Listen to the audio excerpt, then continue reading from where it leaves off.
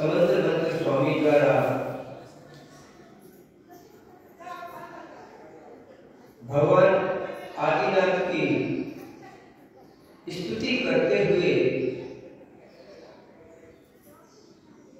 कह रहे हैं कि आदिनाथ स्वामी ने गृहस्थ अवस्था में इन जीवों का पालन करते हुए कृषि के माध्यम से उनका पालन किया। शशाश कृष्यादिषु आदिषु अस्सी बसी कृषि वाणिज्य से विद्या आदि से 59 कर्मों के माध्यम से उनका पालन किया।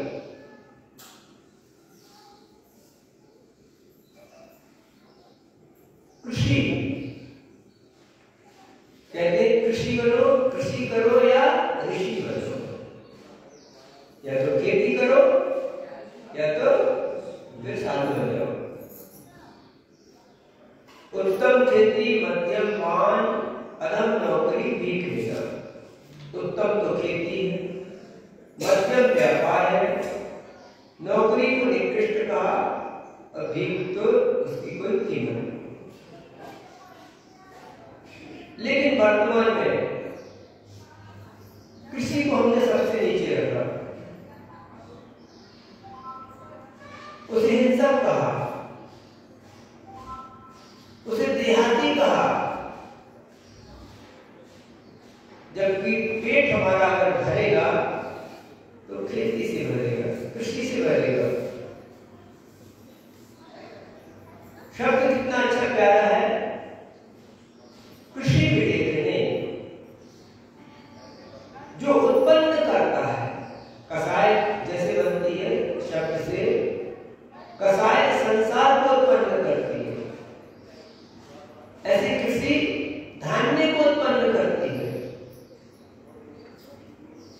जिसे उत्पादन आप कह रहे हैं वो उत्पादन नहीं है, असेंबली है। 3 चीजों को मिलाया एक यंत्र बन गया, पैदा नहीं हुआ, एक तरह से तैयार हुआ। लेकिन किसान एक बीज को बोता है और उस अपने पसीने को उसमें साथ सींचता है, पानी डालता है,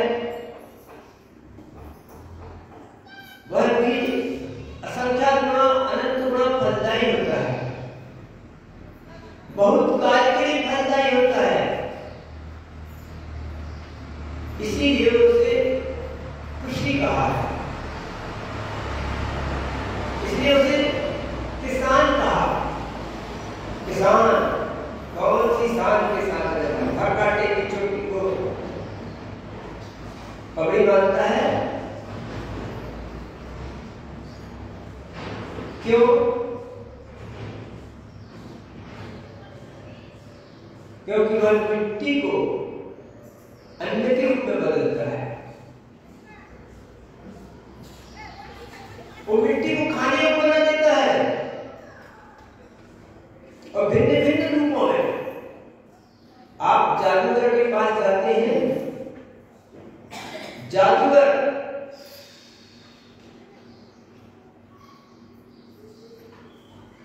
और आप तालियां बजाते हैं, लाखों रुपए, हजारों रुपए दे देते हैं, जबकि जादूगर की जादूगरी में हाथी का स्थान ही है, छल और कपट है। उस छल और कपट के लिए आप लाखों रुपए देते हैं और किसान जो मिट्टी में अन्न बोकर धान्य पैदा करता है, जिससे हमारा पेट भरता है, पेट चलता है, शरीर बनता है, उसका आप मोल भाव करते हैं।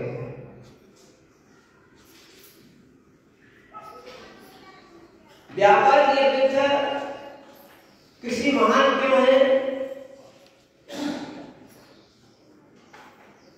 पहली बात,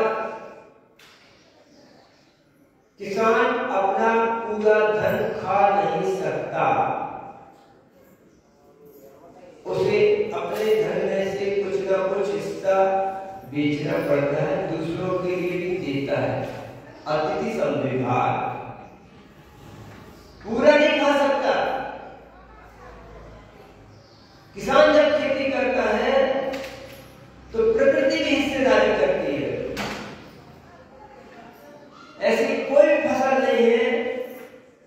कोई उपज नहीं है जिसको आप पूरा का पूरा खाएं। गन्ने आते हैं, ऊपर के डंडे जानवर को मिलते हैं। गेहूं आता है, गेहूं के साथ जो डंडे आते हैं वो जानवर को मिलता है। ज्वार हो, बाजरा हो, मक्का हो, मूंगफली हो, ऐसी कोई भी वनस्पति नहीं है जिसको आप पूरा खा सके। पशुओं का हिस्सा उसमें जुड़ा हुआ है। किसान जो पैदा करता है उसे खुद नहीं खा सकता, पूरा देता है आपको। किसान अपनी उपज को स्वयं मूल्यांकन नहीं करता। उसकी धान्य, उसकी उपज, सब्जी भाजी कोई भी चीज हो, बाजार में जाती है, डाक होती है, बोली होती है, सवाल होता है और फिर लोग खरीदते हैं।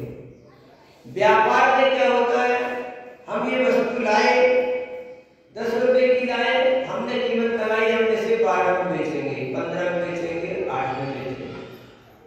आपसे किसने कहा था कि 10 के 12 करो, 20% खाओ, 30% खाओ? हमने नियम किया, लेकिन किसान अपनी वस्तु की कीमत स्वयं निश्चित नहीं करता। लोग चाहे कम में दे या ज्यादा में दे, वो अपनी इच्छा से लेते हैं, इसलिए वह निर्दोष आजीविका है। सबसे पहली बात, किसान अपनी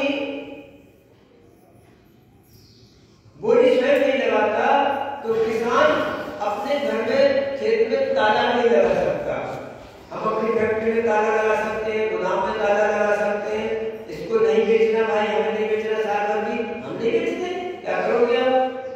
लेकिन किसान ऐसा नहीं कर सकता है, खेती में ताला नहीं लगा सकता। उसे हर साल भले कर लीजिए कि काम करना पड़े, फसल हो या ना हो, लेकिन हर साल हर वक्त कर चलाना ही पड़ेगा। ताला लगा सकते क्या? हम 10 साल खेती नहीं कर रहे हैं, ऐसा कर सकते क्या? क्योंकि पड़ती पड़ जाएगी, मतलब वो उगने वाली जमीन नहीं सकती, इसलिए हर साल उसको। दूसरी बात, किसान का धन खुले आम होता है। खेतों में ताले लगते क्या हैं? उसको 3 तप्पड़ लगा के, ताला लगा के रखते, जैसे एक व्यापारी अपना सामान रख सकता है, रख सकते हैं आप? कोई किसान हो,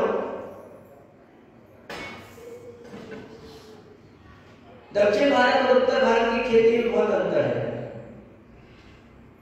उत्तर भारत की खेतियों में हमने देखा बाड़ लगानी पड़ती, कांटे लगानी पड़ती है, सीमा मतलब मेड़ बनानी पड़ती है। लेकिन दक्षिण भारत में तो कहीं मेड़ एड़े दिखती नहीं, और फड़ी कांटे ये दिखते नहीं। सबके खेत इतने सुंदर है, इधर से तेरा, इधर से मेरा, 2 पत्थर खड़े हैं, इधर से उधर तक तुम्हारा, इधर से तुम्हारा, और अपनी अपनी खेती काट लेते हैं। यहाँ तो चोरी चमारी का कोई डर नहीं है। किन्हीं के साथ धोखा होता होगा, लेकिन वो उंगली पे गिनने वाली बात है। उत्तर भारत में हो तो खड़े खेत रात भर में खाली रहे, पता नहीं चले कहाँ चले गए, कट जाए। लोग चरा देते हैं, आग लगा देते हैं, उठा के ले जाते हैं, तो उसके घरों में ताला नहीं होता। दूसरी बात,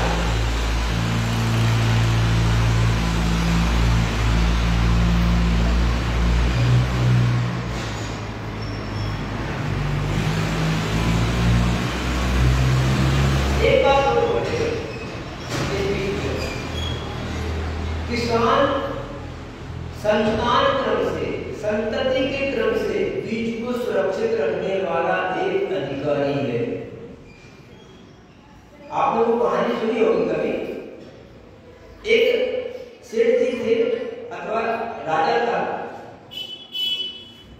तो राजा तो की 4 बहुएं थी। 4 बहुओं में किसी को श्रेष्ठ या चाबी देनी थी, उसे घर की मालकिन बनाना था। तो उसने एक धान बोलो गेहूं चावल सबको दे दिया, लो ये रख लो, जब कभी काम पड़ेगा हम मांगेंगे।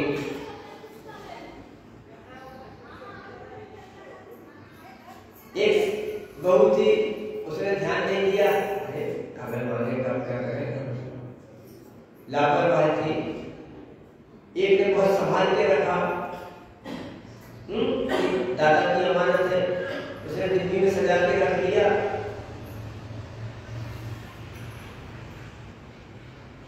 जो पहली वाली थी उसने तो लापरवाही से रख दिया, जब मांगेंगे कहीं से उठा के दे देंगे, जी कोई पता चलता नहीं ये वाली धान है। दूसरी ने सुरक्षित रखा, डिब्बे में सजा के, दादा की अमानत है, पता चला वो 2 महीने 3 महीने रुक गई, खराब हो गई। ऐसे तीसरी थी, चौथी थी, एक चौथी और थी। तो उसने क्या किया, ये धान्य को कहां तक सुरक्षित रखना डिब्बी में, अब यही वाली धान्य मांगेंगे, तो उसने पीछे अपने खेत में बो के रख दिया। अगली साल वो और सी उपज आ गई, फिर उसको बो दिया, फिर और उपज आ गई, फिर और बो दिया, फिर उपज आ गई। सेठ जी ने अथवा राजा साहब ने मांगा, लाओ भाई वो हमारे धान है, तो ये कहीं तो उठा के कहीं से ला के दे दी, एक कहीं तो मैंने जी रखी साहब आपकी, एक ने कुछ और कर दिया, चौथी गई तो कहने साहब बोलो कहाँ रखवा दे, मैंने छुट्टी कर दी थी, बोली कहाँ रखवा दे।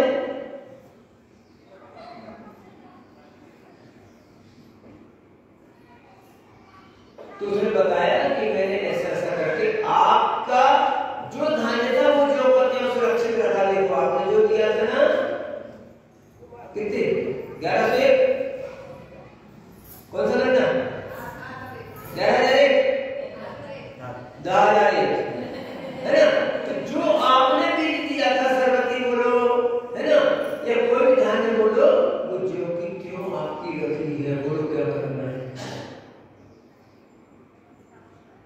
तो किसान जो होता है परंपरा का निर्वाहक होता है, संस्कृति को सुधार के रखने वाला होता है, इसलिए वह किसान या वह कृषि हमारे लिए सात्विक है, शुभकर है, पुण्यवर्धनी है, कि उसकी खेती में भाव हिंसा नहीं होती। जो व्यापारी होता है उसकी जीवन में भाव हिंसा होती है। अब मान लो किसी ने मेडिकल की दुकान खोली, तो क्या करेगा भैया, तो ये धंधा नहीं चल रहा, धंधा नहीं चल रहा मतलब लोग बीमार पड़े, बीमार पड़ेंगे मेरी दुकान भी चलेगी।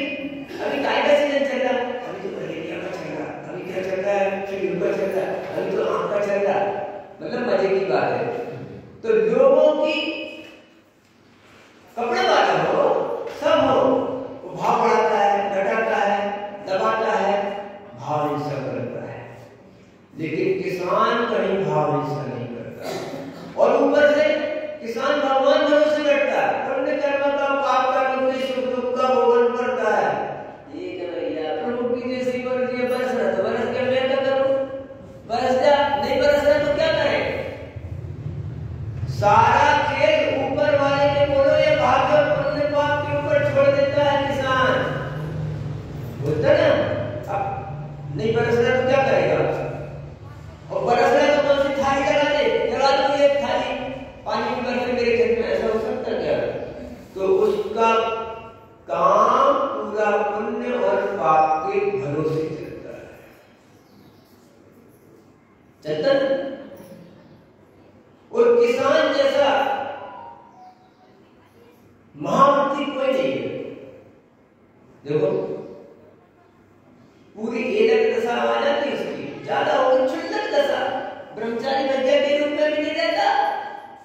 इतनी धोती लगाए, पानी में इतने देर पैर डूब के, ठंड में, गर्मी में, बरसात में, रात रात भर जंगलों में जहां अंधेरा रहता है, ट्यूबलाइट हाइड्रोजन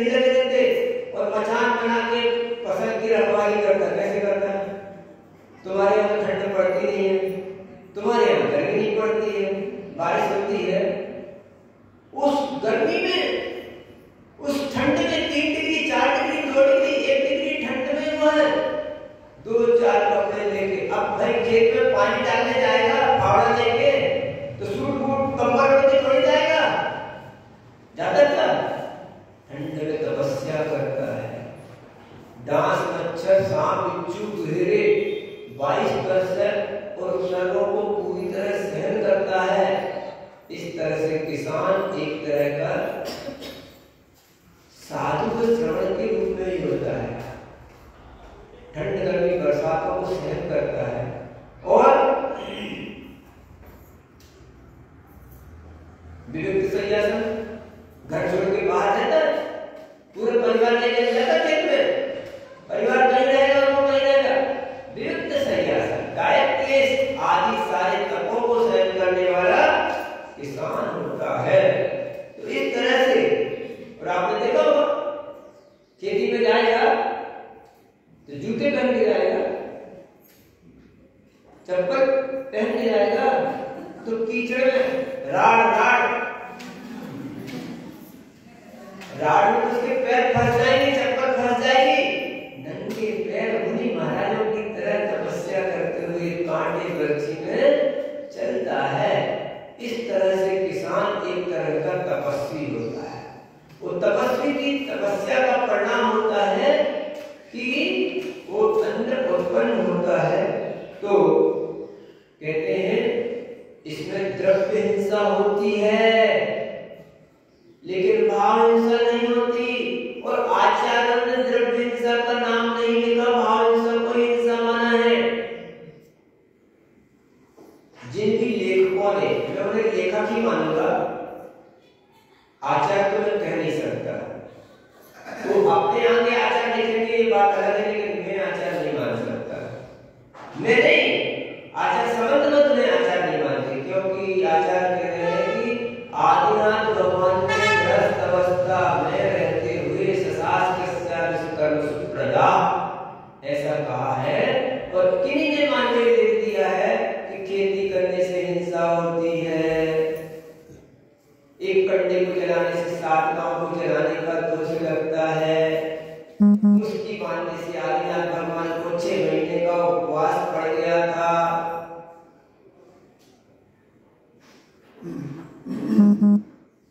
कृषि करता है तो जीवों की रक्षा के लिए करता है। अगर ये जानवर कच्चा अन्न खा लेगा तो इसका पेट भर जाएगा। आप करते हैं बच्चों को, तो आप भी हिंसक हो गए, आप बच्चों को डांटते हैं, बच्चे घर में रहे, अगर ज्यादा करता है तो हाथ पांव तक बांध देते हैं, उसको मारते पीटते हैं।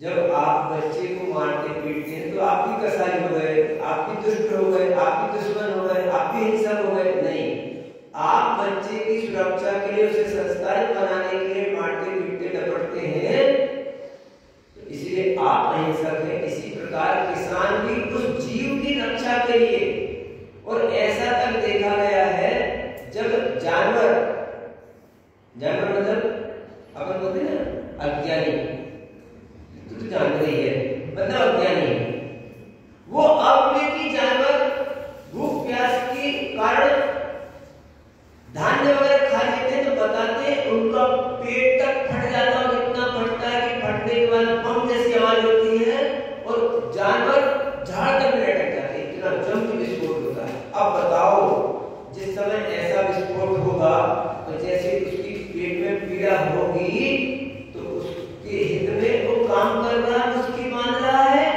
कि हिंसा के लिए मान रहा है।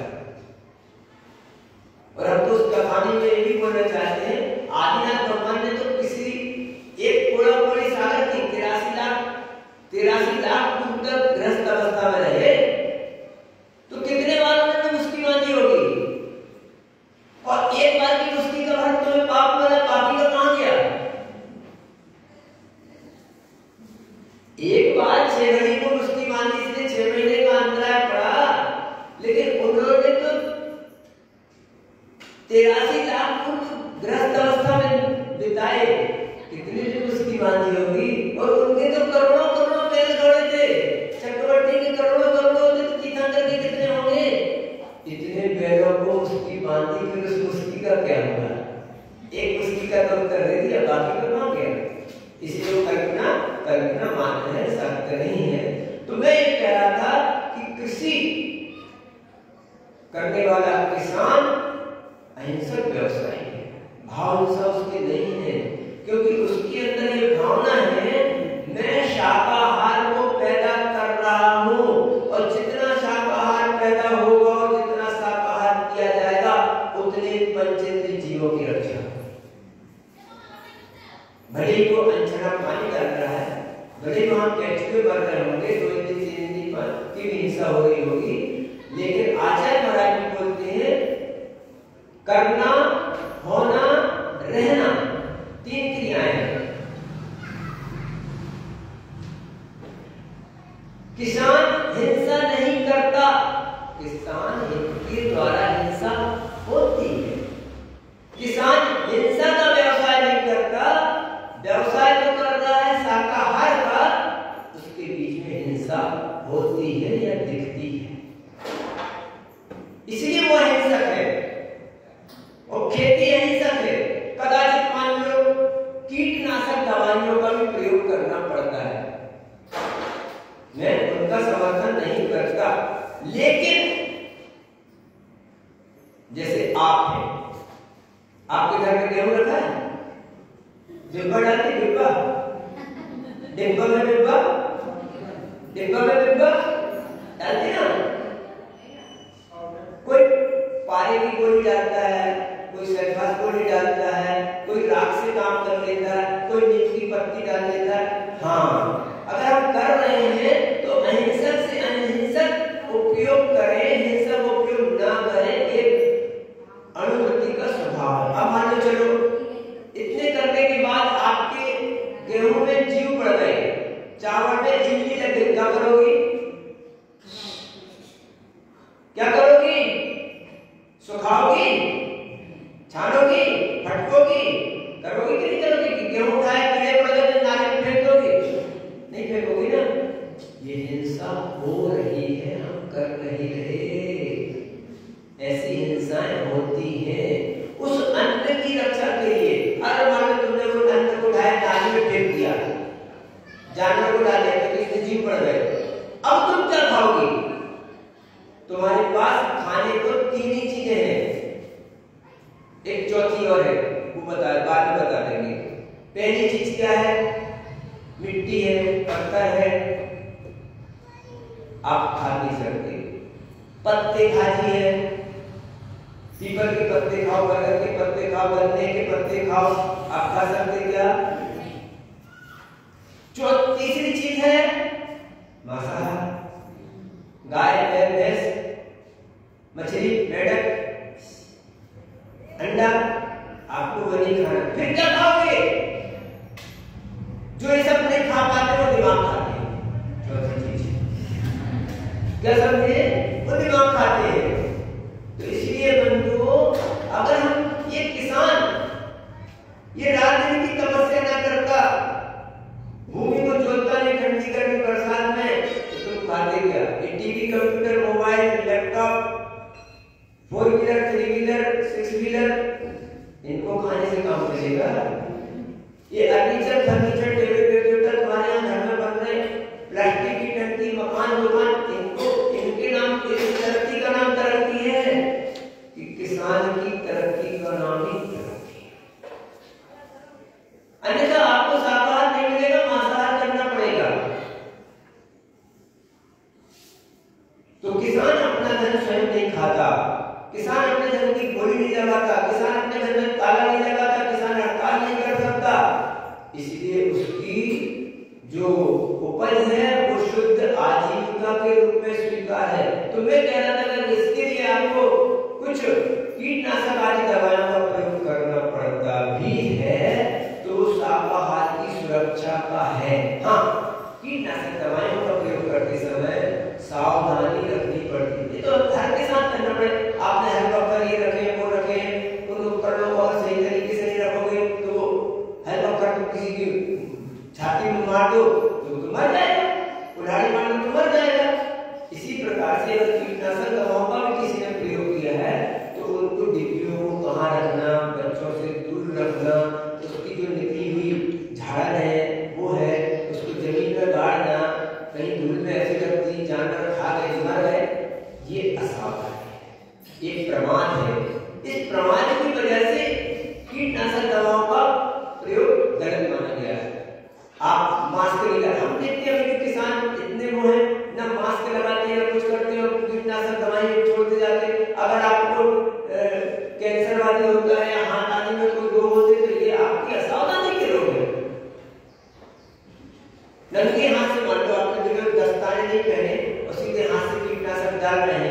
हाथ से कीटनाशक को घोल रहे हैं, ये आपकी गड़बड़ी है। वो कीटनाशक को आपने उसकी जो गेहूं दाल चावल निकला झाड़ निकली उसको रोड पर डाल दिया, जानवर खा के मर गए, ये असावधानी है। इसमें कीटनाशक का जितना दोष है उससे ज्यादा आपकी असावधानी है। अब वो कीटनाशक वाली वस्तुएं हम घर में लाते हैं तो उसको पोटेशियम परमैंगनेट के घोल में धोना चाहिए, धोने के बाद खाना चाहिए। अब हम सीधी सीधी उठा के बनाते सब्जी भाजी खाते हैं, बिना धोए गेहूं आदि का प्रयोग करते हैं, ये आपकी असावधानी का प्रयोग है। इसीलिए कहा कि आप बाजार की बनी अन्न जैसे आटा दाल चावल है, आप बाजार का सीधा प्रयोग न करो। हम अपने घरों में गेहूं दाल चावल को पहले धोते थे, धो के सुखाते थे, सुखाने के बाद उसको किसी वास्ते उपयोग करते थे। अब जो पैकेट बंद आने लगा है, कई लोगों ने गेहूं की बुराई की, गेहूं खाने से ऐसा होता, गेहूं खाने से ऐसा होता, गेहूं खाने से ऐसा, तो गेहूं नहीं खाया जाए। ये गेहूं की बुराई नहीं है, गेहूं तो जमाने से खाया जा रहा है, गेहूं बुरा नहीं है। जो फैक्ट्रियों में पिसा हुआ गेहूं है वो बुरा है। हाथ चक्की का आटा बुरा नहीं था क्योंकि वो मोटा पिसता था। हाथ चक्की का आटा गर्म नहीं होता था। हाथ चक्की का आटा 2 दिन से 3 दिन से ज्यादा का नहीं होता था। तो जो बारीक आटा है जिसको मैदा बोलते हैं, वो मैदा आपके लिए नुकसानदेह है, उसका चावल खत्म हो जाता है। जो चक्कियों में पिसा हुआ आटा है वो गर्म होता है, इसलिए वो नुकसानदेह है। जो पैकबंद भोजन है, महीनों से रखा है, वो नुकसानदेह है। और ऐसे चिकने आदि आटों से बना हुआ भोजन जिसको केक बिस्किट आपके अमूल से समोसे कचौड़ी जो पकवान है वो आपको नुकसानदेह है। तो खेती कैसी है? अहिंसक है, भाव हिंसा से रहित है और शाकाहार को पुष्ट करने वाली है। लेकिन हम जैनियों ने भी उसे हिंसक सिद्ध करके सब खेतियां बेच के कॉलोनियां बना दी और पैसे इकट्ठे करके 4 व्हीलर 3 व्हीलर बड़ी बड़ी बिल्डिंग खड़ी कर ली, कदाचित दुकान खोल के बैठ गए। इसलिए अब शाकाहार पर घात होने लगा। आचार्य महाराज बोलते हैं अनुग्रहार्थम सस्यादि सर्वोदानम एंड प्रदानम। हमने अपनी वस्तु का अपने हाथ के द्वारा ही उत्पन्न करना चाहिए, वही वस्तु हमें स्वयं खाना चाहिए और खिलाना चाहिए। आप ही बताओ, सब तरफ उत्तर दक्षिण में सब तरफ ऐसे चलता था। हम खेती करते थे, अपने हाथ से दाल दलते थे, धान कूटते थे, कीटनाशक दवाओं का प्रयोग नहीं करते थे, शुद्ध गोमूत्र और गोबर से बनी खाद आदि का प्रयोग करते थे। और उन खाद आदि प्रयोग से जितना भी भाग्य से प्राप्त हो जाता था उसमें संतुष्ट रहते थे। लेकिन स्वार्थ त्याग की कठिन तपस्या बिना खेती करते। हमने स्वार्थ त्याग दिया, लोग पड़ गए 150 टन गन्ना 1 एकड़ जमीन में उत्पन्न करोगे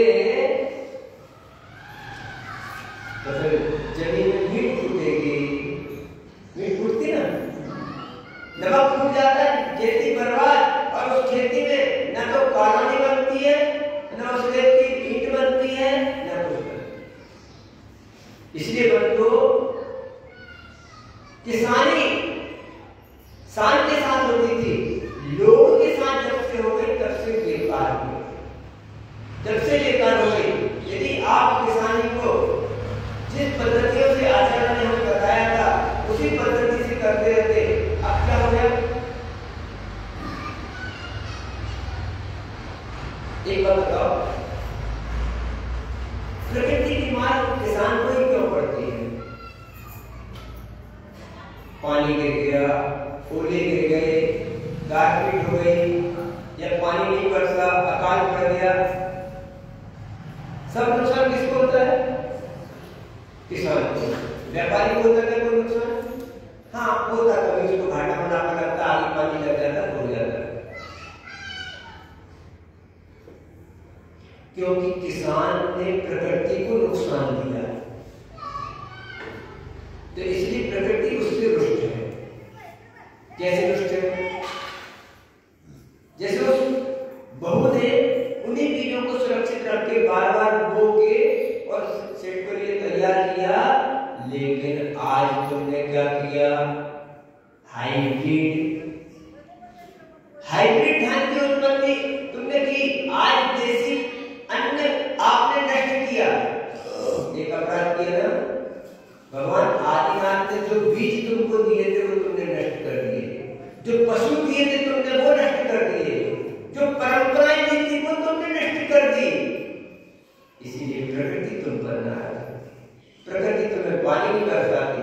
प्रकृति जब तक तुमने खूब पसीना डाल के कहीं से भी पानी ला के उसको बढ़ा, जब पकी फसल आती तब गारपीट पड़ती है। गारपीट कभी जमीन पर नहीं है, जब पकी फसल होगी तब पड़ेगी। तो किसान के लिए प्रकृति रुष्ट होती, क्योंकि उसने प्रकृति को नुकसान पहुंचाया। लोभी हो गया किसान। किसान सात्विक था, जैसे कि हमने बताया ना कि साधु के समान किसान था। वो साधु किसान व्यापारी किसान बन गया। ज्यादा उपज लेने के चक्कर में उसने प्रकृति को बहुत नुकसान पहुंचाया। इसीलिए आज प्रकृति उसको नुकसान पहुंचाती है। और जो अन्नदाता था वो भिखारी हो गया। हमारी फसल नुकसान हो गई, हमें सरकार की सहायता दो। हमें नुकसान हो गया, हमको सहायता दो। कोई व्यापारी को सरकार सहायता देती क्या? व्यापारी को सहायता सरकार देती क्या? किसानों को इतनी सहायता देने के बाद भी किसान वही लोगों की छाप बना हुआ है, वही गरीब बना हुआ है। क्यों? क्योंकि आप अन्नदाता थे, देने वाले थे, आज लेने वाले बन गए। और लेने के बाद भी उसकी पूर्ति नहीं होती। हर 2 दिन पानी की बरसा, अब हमारी औलाद पड़ गया। तो ये अन्नदाता देने वाला किसान लेने वाला किसान बन गया, इसीलिए उसकी पूर्ति नहीं होती। तो बात कर रहा हूं, इसके बाद भी कृषि महान होगी, क्योंकि कृषि के माध्यम से शाकाहार की सुरक्षा होती है। इसलिए कृषि, कई लोगों ने बोला कि दक्षिण में धर्म रहेगा, ऐसा भगवान भरत चक्रवर्ती आदि के उस स्वप्नों के माध्यम से ज्ञात होता है। तो दक्षिण में धर्म कैसा रहेगा भैया? दक्षिण में धर्म ऐसे सुरक्षित दिखता है मुझे कि यहाँ पर भगवान महावीर, भगवान आदिनाथ की वाणी का पालन किसान कर रहा है। और जो जैन किसान है, वो जैन श्रावक है, वो किसानी करता, खेती करता, खेती बाड़ी के बिना नहीं रहता है। इस रूप में मात्र धर्म होता है।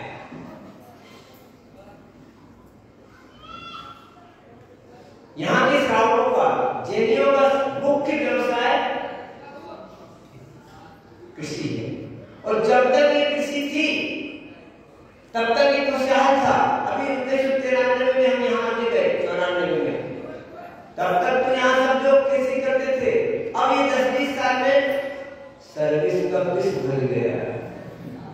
और जब से सर्विस का बिस बढ़ा, तब से शादी विवाह में अड़ंगे आने लगे। हो गया ना? सर्विस के प्रति रुचि हो गई, तब से शादी विवाह और संस्कारों में अंतर आ गया। नहीं तो हम गांव में रहते थे, धार्मिक होते थे, अष्टक देते थे, पूजन करते थे। अब ये बच्चे बाहर विदेशों में शहरों में पढ़ने लगे, दूर दराज हो गए, उनके संस्कार बिगड़ गए। नहीं तो वो किसान अपने कार्य के प्रति समय निकालकर धर्म ध्यान करता था, उसका शाकाहार का पालन होता था, भाषा रात्रि भोजन आदि के त्याग का पालन होता था, पूजा रक्षित और अष्टक करता था, शुद्ध शाकाहारी रहता था। लेकिन आज क्या हो गया? ये बाहर की हवा लग गई, उस बाहर की हवा लगने से इस दक्षिण के किसान और दक्षिण के श्रावक में विकृतियां आ गई।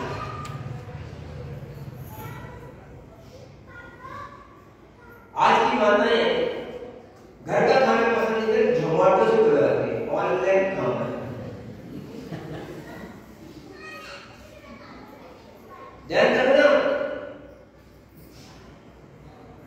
आचार्य महाराज बोले अपने बच्चों को, अपने पति को, अपने सास ससुर को आप अपने घर का बनाए भोजन कराएंगे तो आप धर्मात्मा कहलाएंगे, और आपने बाजार का भोजन, पैकबंद भोजन, होटल का भोजन, ठेले का भोजन, जहां तहां का भोजन, ध्यान रखना, रेलवे का भोजन, बस स्टॉप का भोजन, जहां तहां का भी भोजन कर रहे हो, यहां तक कि जो सामूहिक भोजन होता है समाज के बीच में, समाज के द्वारा जो दिया जाता है, उस भोजन में भी आज अध्ययन जैन लोग भोजन बनाने लगे और इसलिए वो भोजन व्यवहार किया। जगहों से भोजन बुलवाते हैं उसी वही भोजन लाने वाला, सामान लाने व्यक्ति मांसाहार को भी लाता है, शाकाहार को भी लाता है, वही शाकाहार भी बनता है, वही मांसाहार भी बनता है, और इस तरह से आपकी शाकाहार पर कुठाराघात हो रहा है। तो अगर आपको अपनी संस्कृतियों को जिंदा रखना है, बंधुओं बात ध्यान रखना, आप जितने देहात में रहेंगे, शहर की हवाओं से दूर रहेंगे, उतना ही आपके धर्म संस्कार सुरक्षित रहेंगे, और जितने आप शहरीकरण की ओर जाएंगे, आपके धार्मिक संस्कारों पर कुठाराघात होगा, उस पर घात होगा। आप यहाँ गांव में रहते हैं, आपका घी, दूध, अन्न, पानी सब सुरक्षित है, पानी खाने पीने उठने बैठने के तरीके आपके सुरक्षित है। हमने बताया आप बम्बई चले जाओ, 40 वाले में, 50 वाले में, 100 वाले में रस्सी डालो, तो 2 इंची से 5 सब्जी खींचो, 2 इंची से पानी लाओ, 2 इंची से दूध दो, मधुमक्खी की छत्तों की तरह 50-50, 60-60 माने के ऊपर टंगे रहो, आपके संस्कार बिगड़ जाएंगे। छोटे-छोटे 2-2 कमरे की, 1-1 कमरे की जिंदगी में 4 दिन की अशुद्धि, मंदिर, ये वो, परहेज सब खत्म। बाप की बेटे से, बेटे की माँ से, माँ की बेटे से दूरियां सब खत्म, कोई संस्कार नहीं रहते। इसलिए आप किसान हैं, देहातों में रहते हैं, हम इसको देहात बोलते हैं, गांव में रहते हैं, खेती कृषि कर रहे हैं, शुद्ध खान पान कर रहे हैं, शुद्ध आबहवा ले रहे हैं, शुद्ध संस्कारों से जी रहे हैं, कभी भी अपने मन में मत लाना कि हमें शहर जाना है, कभी मत मानना कि हम बैकवर्ड हैं। हम भगवान महावीर की, हम भगवान आदिनाथ की आज्ञा का पालन कर रहे हैं, गौरव अपने मन में रखना कभी। हम भगवान आदिनाथ की आज्ञा का पालन कर रहे हैं, आज्ञा विजय धर्म ज्ञान का पालन कर रहे हैं, इसलिए हम किसान शान से जी रहे हैं। तरक्की का नाम तरक्की नहीं है, बहुत कुछ हो रहा है इस तरक्की के जमाने में, मगर हमें कोई आदमी नहीं मिलता।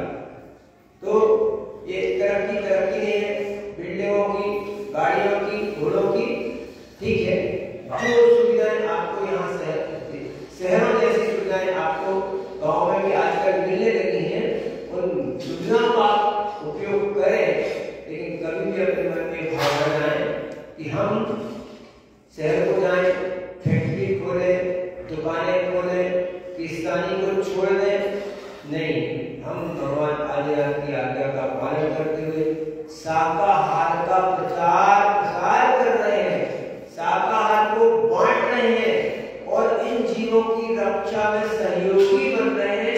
इस बात का गौरव, आत्मगौरव आपके बीच में होना चाहिए। और जो किसान हैं, जहां के किसान हैं, चाहे वो जिन धर्म से जुड़े हो या न जुड़े हो, आप उन्हें जिन धर्म से जुड़ा माने या न माने, वो जिन धर्म से ही जुड़े हैं, क्योंकि वो शाकाहार के प्रचार प्रसार में अपना खून पसीना योगदान दे रहे हैं। और ऐसे किसान नियम से, सात्विक भावना के द्वारा स्वर्गस्थ ही होंगे। भले आप कई लोग आजकल बोलने लगे अब हमें पाप करने से कोई डर नहीं लगता, क्योंकि मरने के बाद स्वर्ग में तो देखा ही जाएगा। स्वर्ग कई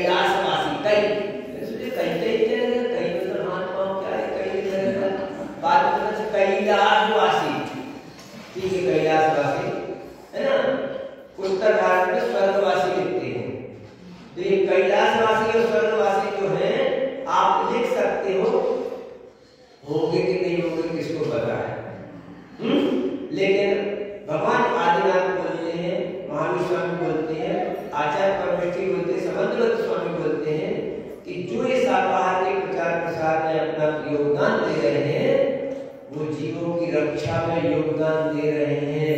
तो एक मछली की रक्षा करने वाला स्वर्गस्थ हो सकता है, अष्टमी चतुर्दशी को हिंसा रोकने वाला स्वर्गस्थ हो सकता है, कौवे के मांस का त्याग करने वाला स्वर्गस्थ हो सकता है। तो तुम कितने कौवों को बचा रहे हो, कितनी गाय और भैंसों को बचा रहे हो, इसलिए आपको नियम से स्वर्ग ही प्राप्त हुआ।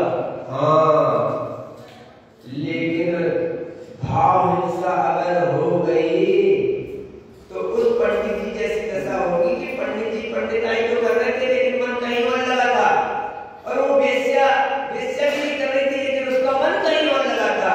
अगर तुम्हारा मन इस बात में लग गया कि अरे यार कहाँ चिंचवाड़ में फंसे, कहाँ गौरवाड़ में फंसे, कहाँ देहात में फंसे, हम तो हमसे तो कुछ होता नहीं है, हमारे यहाँ तो शादी विवाह नहीं होती है, कीट पतंगों मच्छरों के बीच में डरे हैं, इससे अच्छे तो कोई भैया था तो वो शहर में जाके कितना अच्छा रह रहा है, फलाना फलाना साहब बन गया है। तो आपको भाव हिंसा पर दोष लगेगा, आपको बिल्कुल पक्का दिल करके दृढ़ सिद्धांत करके ये भी एक तरह का सम्यक दर्शन है कि मैं तो शाकाहार के प्रचार प्रसार में लगा हूँ, जितनी मैं अन्न की उत्पत्ति करूंगा, जितनी मैं धान्य की उत्पत्ति करूंगा, उतने जीवों की रक्षा में मेरा योगदान जाएगा, और ये मेरा योगदान व्यर्थ नहीं जाएगा, मैं नियम से उच्च गति को ही प्राप्त होगा। भगवान आदिनाथ की आज्ञा का मैं पालन कर रहा हूँ, समुद्रबंध स्वामी की आज्ञा का पालन कर रहा हूँ, महावीर स्वामी की आज्ञा का पालन कर रहा हूँ, और भगवान महावीर को भरत चक्रवर्ती के स्वप्नों को साकार कर रहा हूँ कि दक्षिण में रहेगा धर्म, तो दक्षिण में रहेगा, और वो धर्म शाकाहार के धर्म के रूप में रहेगा। तो बंधु अपने मन को छोटा मत करो। और एक बात और कहा है किसी व्यक्ति ने, दूसरों की दृष्टि में गिरना नहीं, अपनी दृष्टि में गिरना है। आप अपनी दृष्टि से मत गिरिए,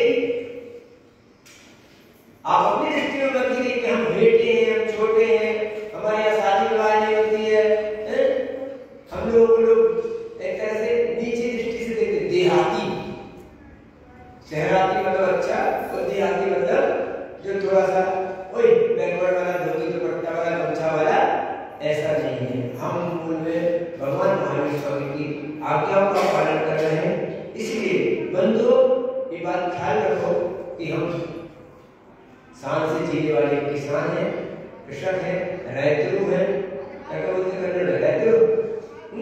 तो आप इसका पालन कर रहे हैं, इसलिए आप धर्मात्मा हैं, और यहाँ पर रहते हुए, देहातों में रहते हुए आपके खान पान रहन सहन सब शुद्ध है, संस्कार शुद्ध है, और ये शुद्धता आपकी बनी रह सकती है इन देहातों में रहने से। शहरों की आबोहवा देख रहे हैं,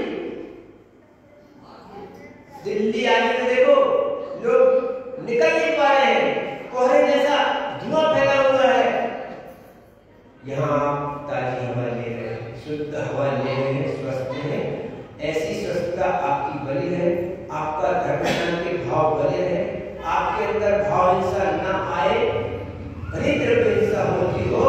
इसलिए आप अपनी परंपराओं को इस तरह का उपदेश देते जाएंगे, बेटा हम आदिनाथ की परंपरा में इसके श्रावक हैं, और हमारी वंश परंपरा से खेती ही होती आई है, हमें सबको इस शाकाहार के महायज्ञ में अपना योगदान देते रहना है। कोई कुछ भी कहे, समुद्रबंध स्वामी भगवान आदिनाथ झूठे नहीं हो सकते, गलत नहीं हो सकते। उन्होंने कहा है कि हमने षट कर्मों के द्वारा किसी के माध्यम से जीवों का परिपालन करना सीखा और सिखाया है, वो वाणी गलत नहीं हो सकती। कोई कुछ भी लिखते काले कागज, सफेद कागज से काली स्याही पे, किसान खेती में हिस्सा होती, गोबर जलाने में हिस्सा होती, ये हिस्सा होती, वो हिस्सा होती, पशु पालने में हिस्सा होती है। एक पशुपालन की हिंसा ने ही जीवों को हमारे यहाँ से खत्म कर दिया। क्यों? एक उसकी मानने से जब हम इतना कष्ट पाएंगे तो हम कहाँ जाएंगे? ऐसे उल जलूल मिथ्या भाषणों ने ही इस कृषि को नुकसान पहुंचाया है और इस शाकाहार को नुकसान पहुंचाया है। तो आप सुधी श्रावक, समझदार श्रावकों को मैं बार बार उद्बोधन देना चाहता हूँ कि भगवान आदिनाथ का यह उपदेश आप घर घर तक पहुंचाएं और कभी अपने जीवन में ऐसी कृष्ण जो कभी कृष्ण नहीं होता, कृष्ण मतलब कमजोर नहीं होता, वो किसान होता है। तो आप अपने मन को छोटा न करें, अपने आप को दुर्बल न समझें, अपनी सुख सुविधाओं में जो कुछ कमी होती है तो होने दो। ये 100-200 साल की उम्र की आपकी तकलीफ है, परेशानियां आपको आगे लंबी आयु तक सुख सुविधाओं से संपन्न बनाएगी। ऐसी ये दिव्य वाणी हमारे उपदेश से यहाँ पर भगवान आदिनाथ के उपदेश से प्राप्त होती है। तो आप सभी श्रावक इस बात को ख्याल रखते हुए इस किसी को साथ